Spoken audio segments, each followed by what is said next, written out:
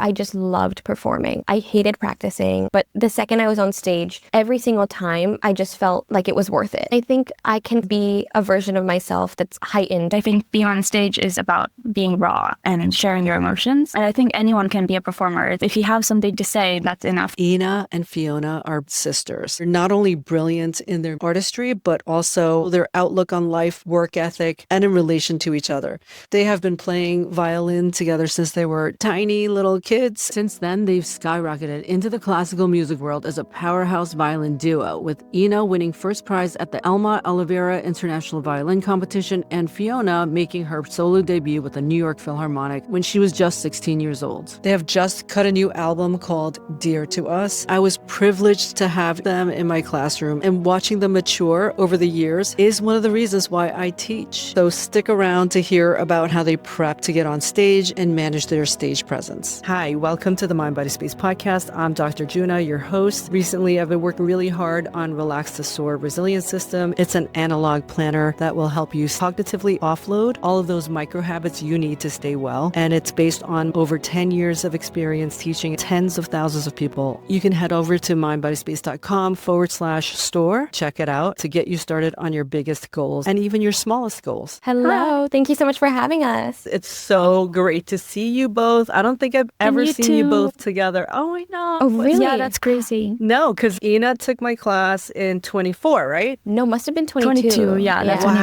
were in high school. Yeah. Oh my God. I'm so Oh my old. gosh. It's been 4 years. No, you're not old. Wow. And Fiona, you were in my class in 24. It's been a minute. Thank you for Hina for referring Fiona to my class. Of course. A lot to recommend. It was such a pleasure having both of you. You guys are awesome personalities and fun to be around. Aww. You guys are so close. You practice together, you perform together. Now you recorded an album together, which we're going to get to, but you're very different personalities. Exactly. And I just really enjoyed getting to know both of you separately like that. You know, I remember you meditating, lying down, really getting into it. It was so funny. Finding my zen. I can't imagine that. Well, that class was particularly funny, right? Yeah, we had such a funny class. It was class. kind of rowdy. Yeah, it was super rowdy. It was a riot, which is maybe like the opposite of what we should have been for Signs of Resilience. But I think we brought out a lot of different personalities in the class. It was a lot of fun. Well, because we had masks on, remember? Yeah. Oh my gosh. Yeah. The mask, and we turned into a different person with the mask. Yes. And then we had a bunch of funny kids in the class. So many distinct personalities. We had this big, giant classroom that year. I brought in all these mats. They would just lie around the room. Yes, exactly. We'd have like this thing that we would listen to as well. Yeah, we had that too. Yeah.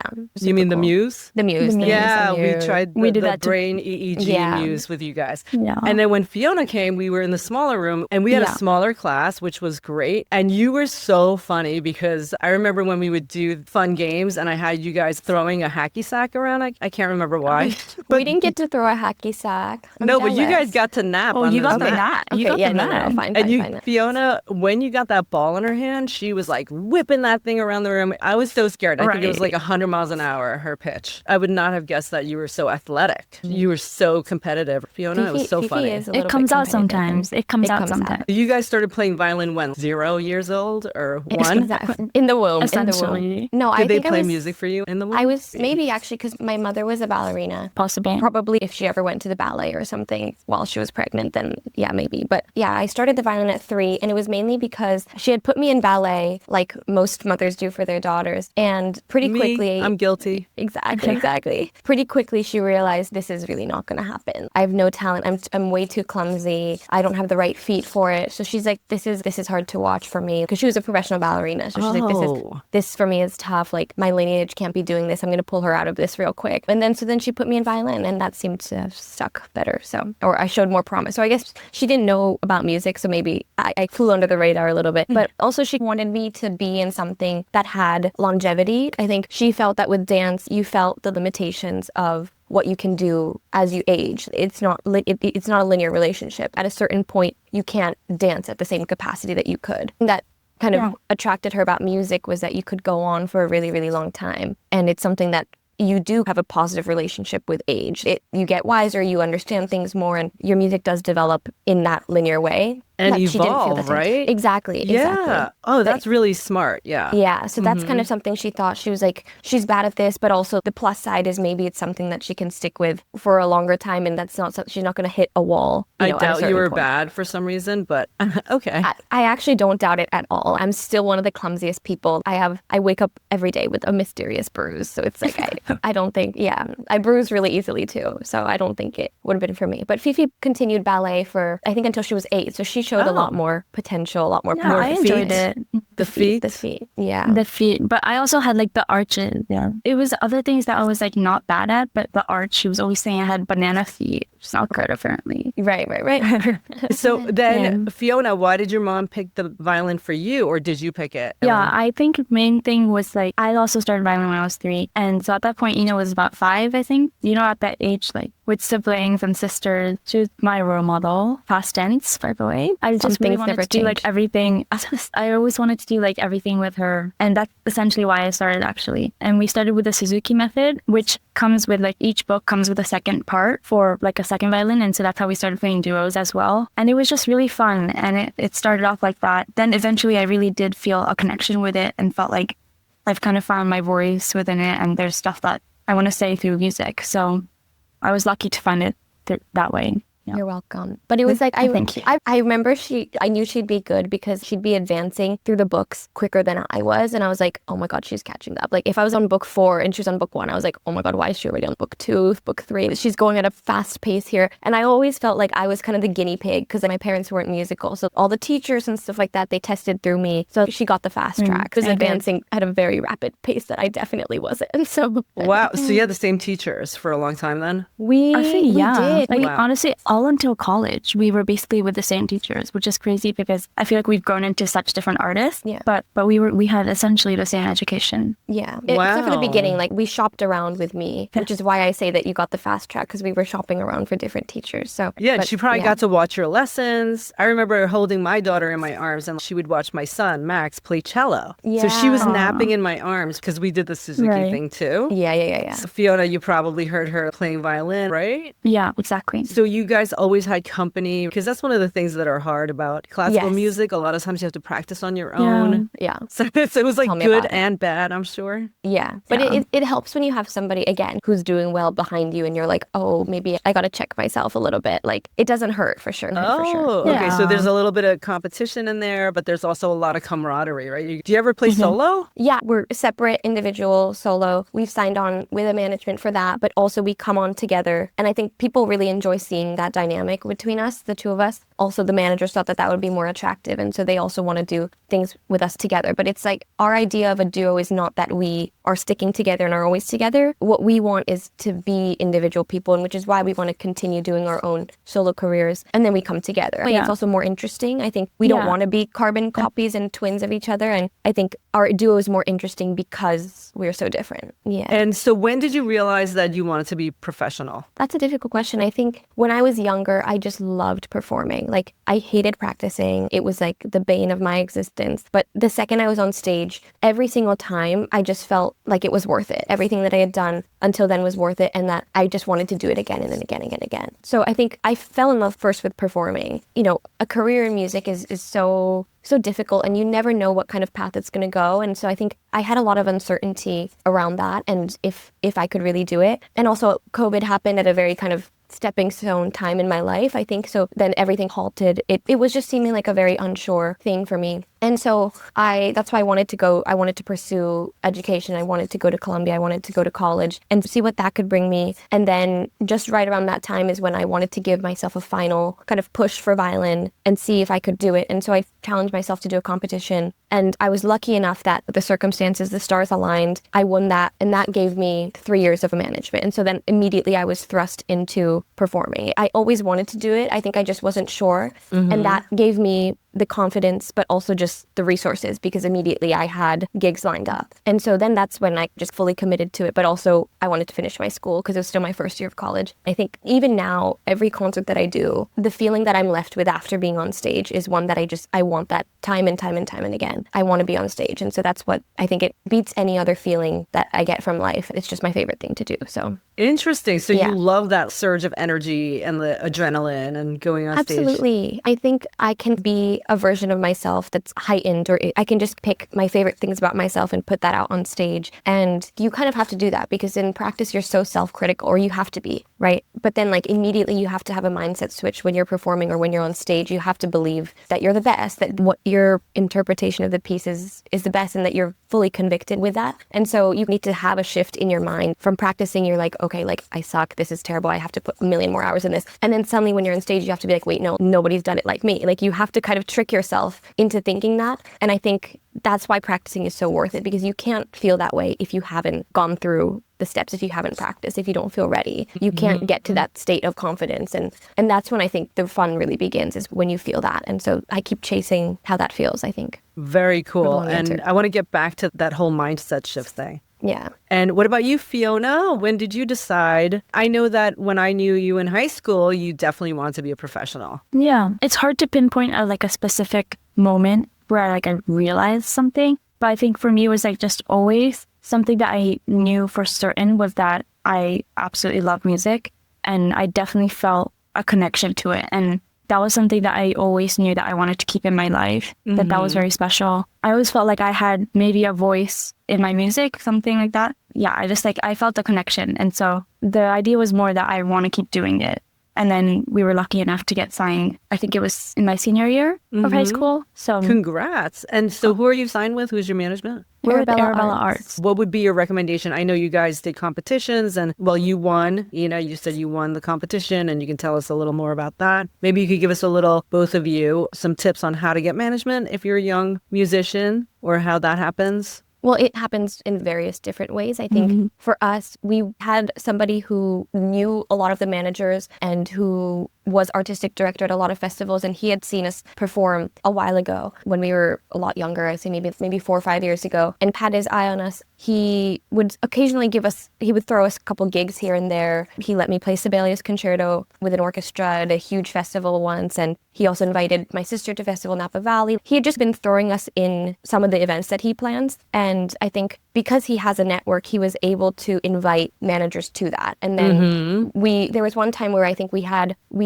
put on a recital at National Sawdust in Brooklyn, and he had invited a bunch of managers, and also Jeffrey from the Violin Channel, who now we know and love, but just a bunch of people who are in the music scene. And it was a presentation of us as a duo and us as individuals. And I think somebody from the record label at Pentatone was also there. And so we did this presentation of us of sorts, and then wanted to see what the response was. Arabella Arts happened to be there. They seemed interested in us. Pentatone also was interested. And so then that's kind of how that kind of transpired. But it was a long kind of road of just showing your faces at things, and any opportunity that you have, you try to grab that, or you can show who you are, show your music. And we definitely had to step up, because this person, his name is Charles Letourneau, he's really, really well connected, and he really saw something in us. He kind of was the first person who was like, you guys should do a duo. Like, you guys need to do something with this. And he kind of really believed in it, and he had the resources to kind of squeeze us in different places. That was really, really helpful. And also the events that he invited us to before that one recital in Brooklyn, I feel like those all helped us build experience as well. It was something that built over time. Yeah. I think to answer your question more directly, I think try to find something about your art that makes it unique from somebody else. Whenever we do our recitals or something, we want to show our personalities. We want to connect with the audience in kind of a face-to-face way. I also find that it unnerves me. It kind of like calms me down a little bit when I can talk to an audience, show who I am as a person, and then also talk about the pieces and my process around it. And to have that a little bit of that connection beforehand, I almost feel like the audience is on my side. We're in this together. I can't wait to have a moment with them. I think the hardest thing is when you're only playing the violin, it's very hard in a very short amount of time to show who you are. And so you want to maximize how you can present yourself. And so I think having something to say before you perform or something is a good way to do that. I love that. Yeah. And do you feel the same way, Fiona? I totally second that. I would say, especially because I think so much of our musical education growing up is focused on the playing itself, and we get so focused on that, and that's a great thing. But I would think also that from my experience, I was definitely someone who did not like talking to an audience before I played. And this was like really something, it was a burden for me because I would say I was quite a shy person, especially when I was younger. Talking in front of people was just really not my thing. But I think now that's something I do enjoy as well, because it does connect you with your audience. At it too. You've gotten so much better yeah, at it too. I think, but it comes really from evolved. within. Yeah. Thank you. Oh, wait, you guys do She's this being now. so Like, nice who does today. that? Like We can do everything. Hailey yeah. Bieber, right? Haley. Okay, so Everyone. But yeah, I think it's something that I genuinely feel from my heart that I want to do now when I perform is I really do want to connect with my audience. And actually a part of that is talking to them. Yeah. And then once you kind of break the ice a little bit, then you also feel more comfortable sharing yourself through your music. And so, yeah. I love that because a Yeah. lot of times classical concerts, you go and they just play and you don't really speak. Yeah. And I love that you guys are speaking. I Yeah. think that's really important as well. And I think for performance, I've been around enough of you guys. I'm not a musician, as you know, but I know that you have to really focus before you go on stage. So you're not Yeah. coming in and talking to people in Yeah. the room before you go on stage. You're talking to them while you're on stage about the piece you're going to play, maybe in Yeah. your connection to the piece. And then maybe you talk to them afterwards and mingle. Right? Absolutely, Yeah, absolutely, yeah. yeah. And I think especially if you're playing a work that's not common or that's not very much in the repertoire, like people who aren't musicians or who aren't deep into it like we are don't know. They just don't know. And I think sometimes you can just help them out by giving them a couple things to keep their ear out for, or just something to attach themselves to, which is really, really helpful. And I think that's the feedback I get a lot from audience members, is that they really appreciate being directed a little bit in a sense. And so you don't want to like enforce your opinion too much, but also just to guide them a little bit, especially if it's something that's unfamiliar. I think it helps people interpret the piece in a certain way as well. Fantastic. What about you, Fiona? Do you have anything to say about that? Connecting to pieces or guiding the audience in some way? I think it's definitely important as well because, like Hina said, if people are not musicians, which most of your audience isn't, it's nice to provide a sort of blueprint or some expectation of what they're about to listen to so that they can connect to it more in some way. Otherwise, they don't know what they're getting into. And then, it's just all about connecting more to your performance. There is this guy, Richard Kogan. He is a doctor. I know him because I rented his apartment in New York City, and he had a grand piano in his room in this one-bedroom apartment, this gigantic piano. Taking up all the space. Yes, him and his wife and 2 little kids and this giant piano. So we're like, oh, he plays piano. One day he invited us to the Harvard Club. He comes out and he starts playing Gershwin. Yeah. But he did this thing where he talked about each piece. Right. And what Gershwin was thinking, like what part of life he was in when he wrote this. And it was like theater almost. It was amazing. And then later I found out Richard Kogan, my landlord, had been roommates with Yo-Yo Ma at Harvard. They had a chamber group together. As one does. It's like you're a performer. You want to give your audience an experience and something that's memorable, you know, and so how can you best do that? What's the most efficient way to do that? Obviously, you can't talk before every concert, right? When you're playing with orchestra, like you're restricted to certain bounds. What I realized is when I was just coming out of Juilliard, I was so focused on being a good violinist and a good player. And then as I got to perform more concerts, I wanted to just be a good performer as well. Like you just want to have a good experience on stage. You want to be your best version of yourself on stage. And now I feel like when my sister and I are working together and we're trying to think about who we are as a duo separately and everything, you want to start thinking about who you want to be as an artist when you're on stage. I'm starting to see the different steps, I guess, that you go through when you're being a performer, but you kind of have to think about many more things than just playing the right notes and playing well. So I'm realizing it's a lot more complicated than maybe my 17-year-old self, but it's fun. Especially since audience members, when they come to see a concert, they're not coming to check whether you're doing everything right, you know, and they don't necessarily know that either. And it's more about like the vibes that you give and what feelings they're left with. They're going to enjoy and take time out of their everyday life and have that as a little haven of sorts. Yeah. And so you that's something that we want to. Yeah, they're coming to have an experience. Have that stress relief and like they don't have to be the one on stage. So they can just sit back and relax. Like I used to say in class all the time, they're not there to criticize you. Even though you might feel like that, part of your brain feels like that sometimes. I'm sure you guys have been in competitions and you've had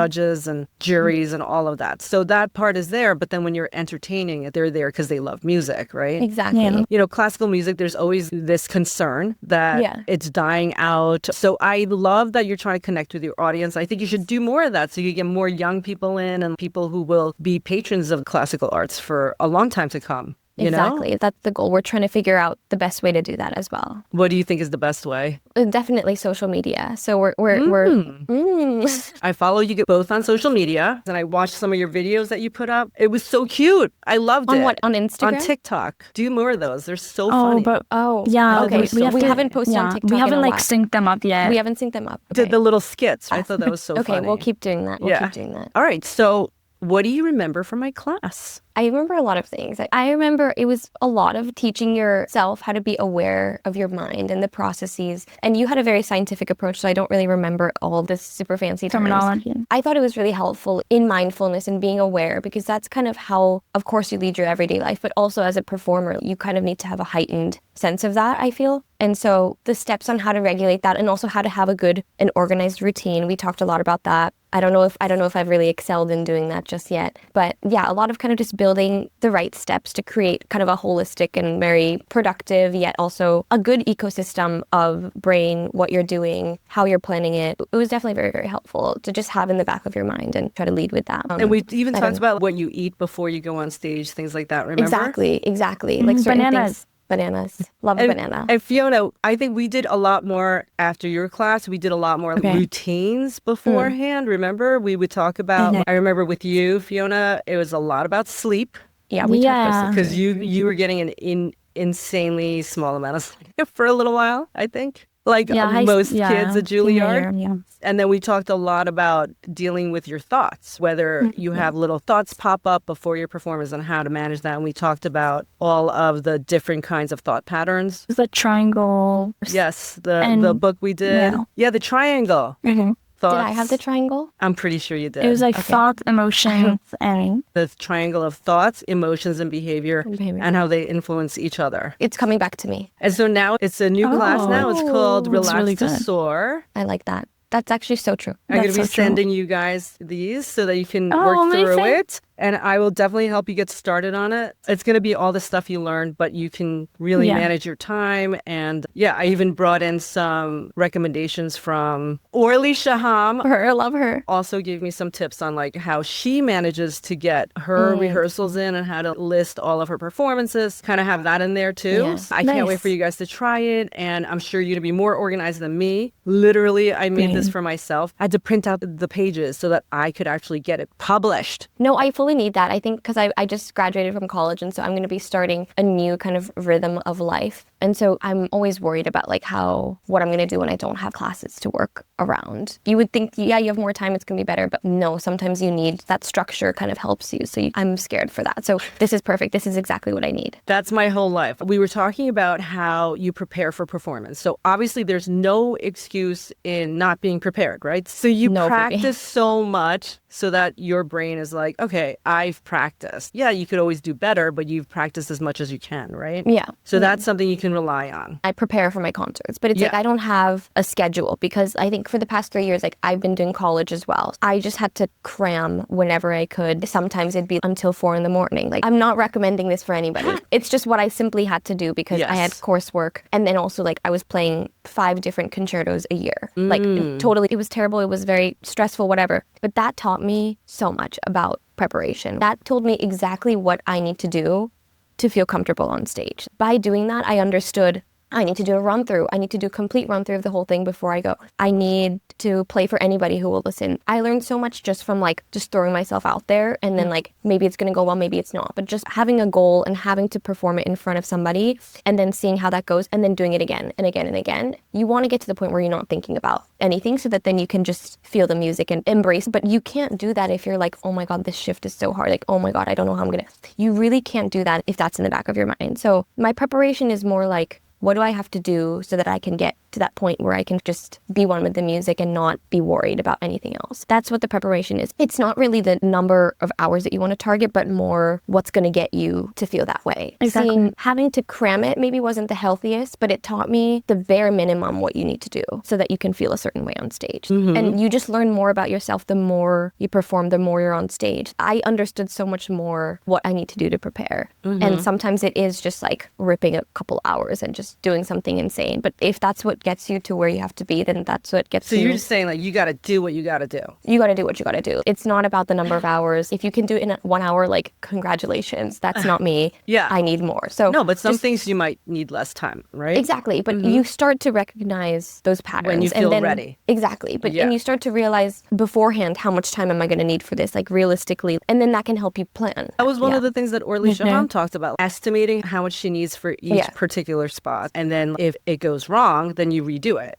If you over or underestimated your time. Exactly. What about you, Fiona? Do you have any practice tips? How do you know when you're ready? I think it's very similar to Ina, but what I want to add, first of all, is I want to note, yes, it's important to just like do as much as you need, but also it's super important to try to be efficient as well. Because I think there's a lot of bad habits that you can learn if you're not practicing with your mind. That way you learn things so much quicker. It's so much better than like mindlessly repeating things over and over and over again. That's not going to build the muscle memory. I'm not saying to do that. Exactly. I know, but you didn't note that, so I just want to put that out there. Yeah. She's adding. Yeah, it's super important to keep your mind there the entire time so that you're actually processing everything. And then I would say, sometimes you also do need to take breaks. I know Ina doesn't like this, but you do need to take breaks because for me personally, I think that if you're learning a bunch of things in your practice and you're building the muscle memory, whatever, you need a little bit of time for your mind to rest so that it can digest what you learned. Yeah.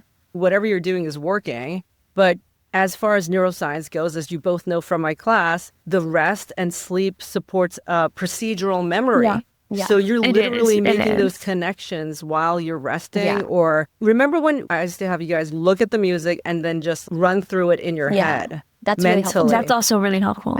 You guys are athletes, basically. It's the same kind of mental training. Think about that next time. You might want to take a quick nap right after you learn something, or you might need to get that extra bit of sleep, you know? So think about that when you're practicing. 100%. Because of how my life was the last 4 years, like I had to kind of, it's like, of course, sometimes like the break was not necessary, but at least now I know, say somebody's like, next week you have to play Tchaikovsky, then I know what I need to do that. But also now I'm not in that situation anymore. I want to create times where I can breathe, I can take a nap, I can do it in a much more well-paced way. I think it's just the way that my schedule was, like it wasn't an option. But at least I know now, like if I have to do something, I can get it done. And that also gives you reassurance and a confidence of sorts, I think. Yes, all of it is true. And what works for you in the moment, like you said, you do have to do what you need to do. When I used to have to take call, I had to take call, you know? Yeah. And then you become more conscious about taking care of yourself, and that actually helps you do better. But we do have to go through some of those tough times, you know? Exactly. Wait, I was going to say something about relax to soar. Something that I realized when I started to perform more is the most important thing for me before a concert was that I'm not stressed. Everything that I do on the day of the concert is I don't let myself get worked up, or at least when I'm alone. I think sometimes when we're together, there's other things that can stress each other out. But when I'm alone, like my priority is just keep your mind calm, because assuming you've practiced and you're prepared, you know how to do all of these things. The only thing that's going to stop you is your mind and like your nerves and your stress that's going to get in the way. I try to find peace in the fact that I've prepared for this. At this point, I am ready for this. I kind of reverse psychology my way out of it and say, like, if I don't feel ready, that makes no sense because I literally spent so many hours preparing for this moment. So that gives me reassurance. And the only thing I'm focused on is just staying relaxed, because if you're stressed, you don't hear things, you don't see things clearly. That's like the biggest danger, is when you feel a sense of panic or stress. And so the one thing you want to do, you just want to de-stress, remind yourself, you're ready for this, you've prepared, you've been waiting for this moment, you want to enjoy it. And so relax to soar is literally the one thing I think about before going on stage. It's totally true, yeah. I agree. Sorry, I'm just going to say one more thing. I don't want to create rituals or something before I perform, because what if you can't do that ritual? Certain things always happen last minute. Things are always chaotic. Things are never going to go the way that you plan. But you always need to stay calm. So if you're like, oh my God, I didn't do my ritual, I'm going to mess up. I don't have my little rock with me. I find that is your performance really dependent on like a squeezy ball or something? No, like you can do it at any moment of the day. This is what you've prepared for, because it is a very stressful situation always. And what I've realized is like you're never going to have as much rehearsal time as you want. You're never going to get to do everything that you want to do. You know, sometimes you have a rehearsal the morning of with orchestra and you have to play it in the afternoon or at night. That's going to be the death of you if that's something that gets you worked up. You just have to be like, you know what? This is how it is. This is out of my hands at this point, and I'm just going to let myself be calm, enjoy the fact that I get to be on stage, that I get to perform. So that's what I try to do before, if that makes sense. Yeah, I love that insight. Anything you want to add, Fiona? Yeah, for me, I felt the same exact way, but there was also a time when I would get worked up over like staying calm also. And so like on the day of a concert, I would like overthink and be like, everything needs to be chill. Nothing can happen today. You know, I was so pressed on preserving my mood that it was just not good, because then you start overthinking and it's also not realistic, because you're not always going to be in a great mood. The reality is that previous days and rehearsals, whatever, you can play totally normal, even if you're in a bad mood, even if you're stressed out that day.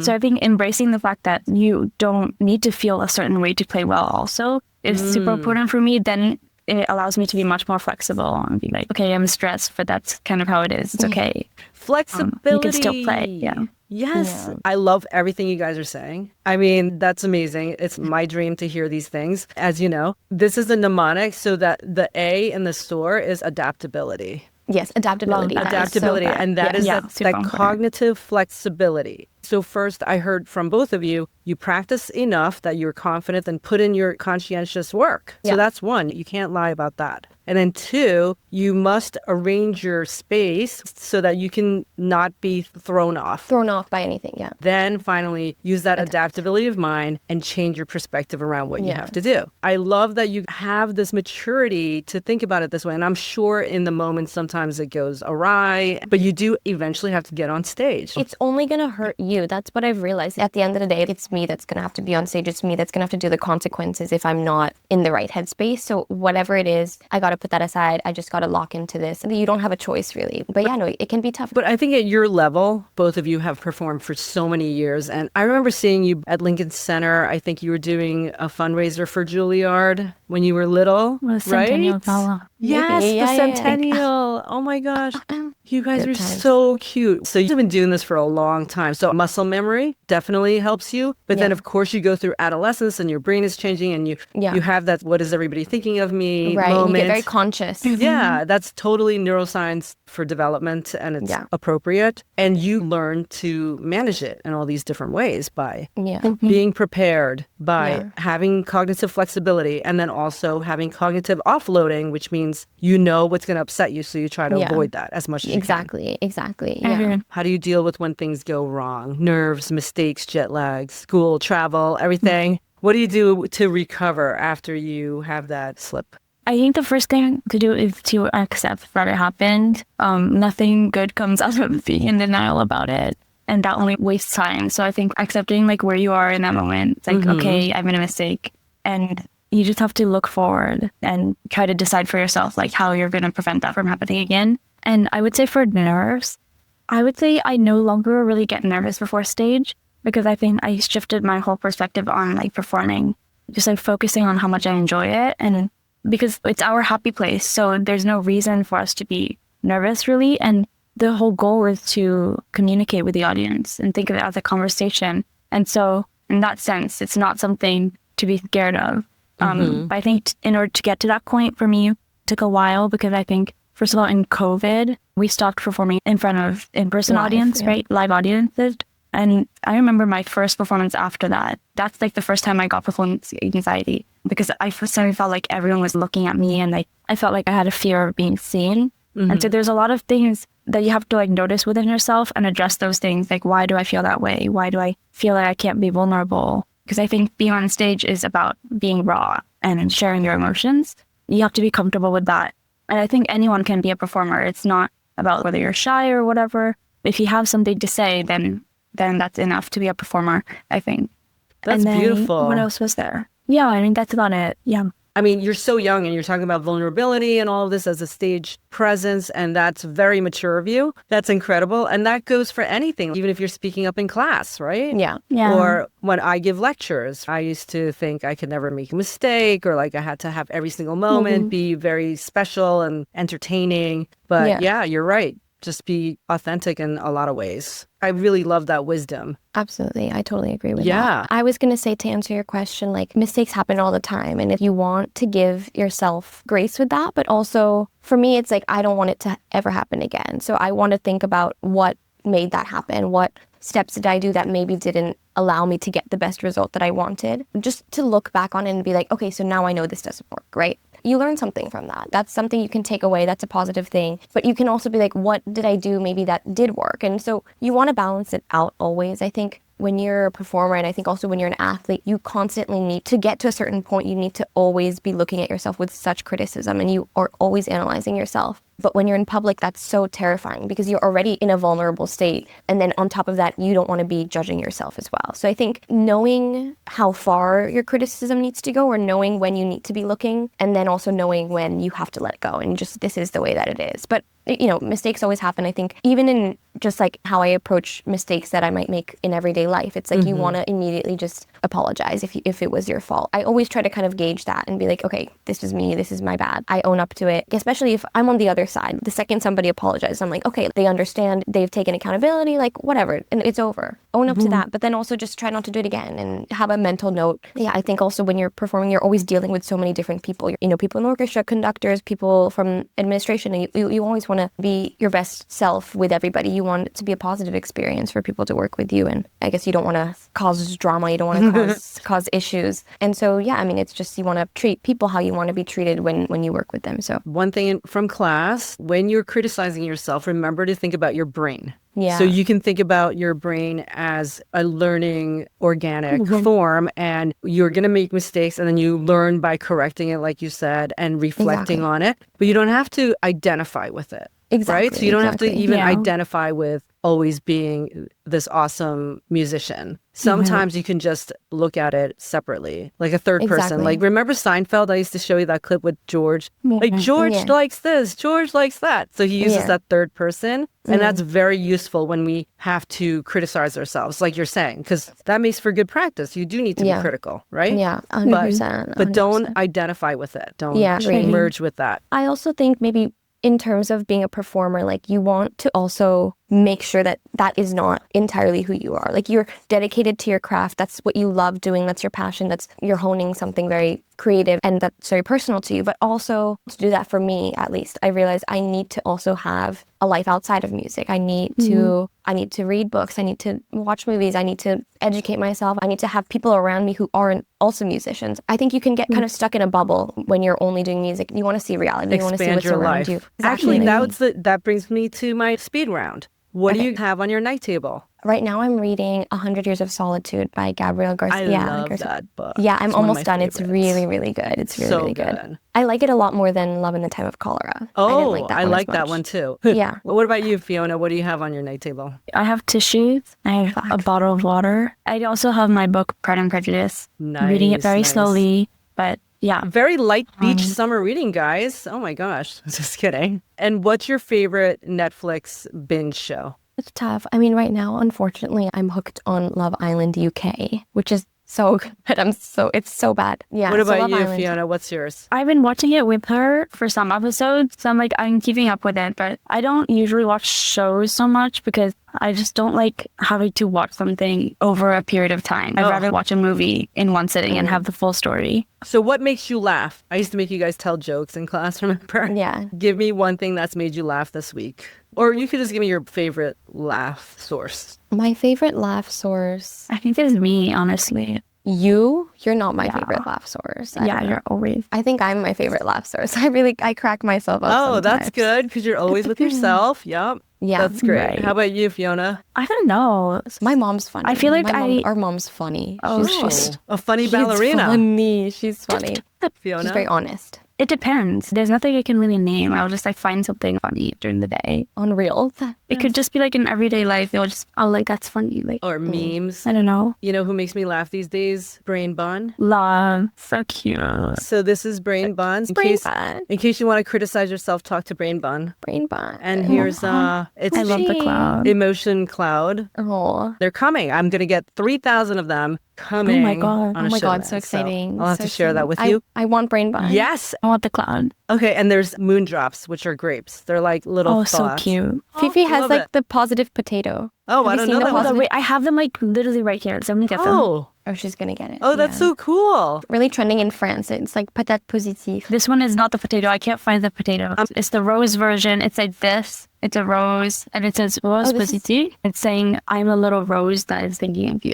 Oh, I love it. And it's crochet. Do you guys crochet? I kind of know how to. I got really into it like a couple years ago, but now I'm kind of off that. It's It took actually too much really time. good for stress management. All right, so one last question. If you were not going to be a violinist, what would you be? What's your fantasy career in another dimension? Either a visual artist, because I like drawing and photography, or a dancer in another life. Maybe. You should bring in arts on stage sometime when you're playing. Show, exactly. maybe That in the would be background cool. Mixed media. you could have like an art that you did or something. Yeah. What about you, Ina? My mom always says I should be like a news anchor or something because I talk a lot. And she's like, you should make a living out of something that you do so naturally. I'm actually starting a series called Who's Reading What, where I ask conductors and people who I work with, what are they currently reading? I love that. I'm going to look out Yeah. for that. Who are your teachers that you want to thank? Aside from me, of course. Dr. Bobby, first and foremost. No, because I think the more that I perform, the more I realize you need to be aware of what's going on in your mind, because that's the make it or break it at the end of the day. Sure, you can play the Prokofiev concerto, wonderful, but can you do it in the right moment when push comes to shove, when you're on that scene? You really just need to know how to control, or just not control, but to work with how you're feeling at the moment. And that's something that's so important. That's what's going to allow you to continuously perform and let yourself be vulnerable and susceptible to the fear that it takes to be on stage. But otherwise, my teachers at Juilliard, for sure, Midori and Mr. Perlman, they're two very different people, but I think they influenced me in many different ways. And most recently, another new role model of mine is John Corigliano, who wrote the 2 violin concerto for the two of us, which we just premiered. And I got to meet him, and people always say, don't meet your heroes, but I met him and he was absolutely the sweetest person and so supportive and so knowledgeable. And he just made me want to explore more of his music. And also it just kind of lit a spark of inspiration in me just from meeting him. So without That's John. so cool. What about you, Fiona? Do you have the same teachers? Yes. Right now I'm studying with Itzhak Perlman in Cleveland. And so I'd like to thank him for all that he's taught me. And of course, from Juilliard, I'd like to thank Mr. Perlman and you for what you've taught us, because I think it's really important what your class discusses. And it's something that isn't talked about enough, I think. Yeah, for sure. And it really needs to be integrated more into our musical education. Absolutely.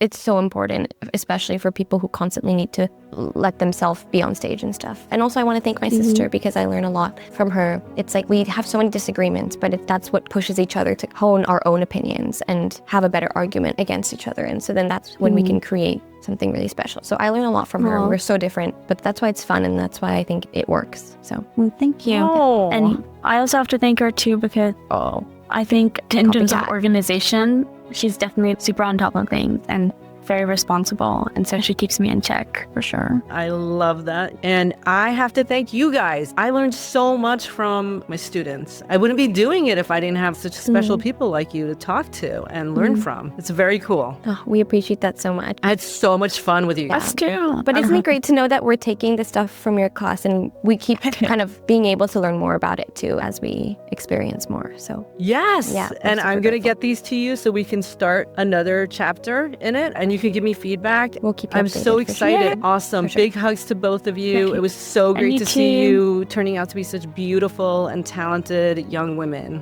Oh, thank you so much. Thank you so much. Thank you. Thank you for It was so having fun us. talking to you. Yes, so much fun. Get the amazing Dear to Us album at inafiona.com. Follow them on Instagram. Thank you for listening. Don't forget to hit subscribe and share, and head on over to mindbodyspace.com/store to get your copy of the Relax to Soar system that will put all of those micro habits of wellness into autopilot for you. Until next time, this is Dr. Juna signing off, wishing you and your loved ones wellness.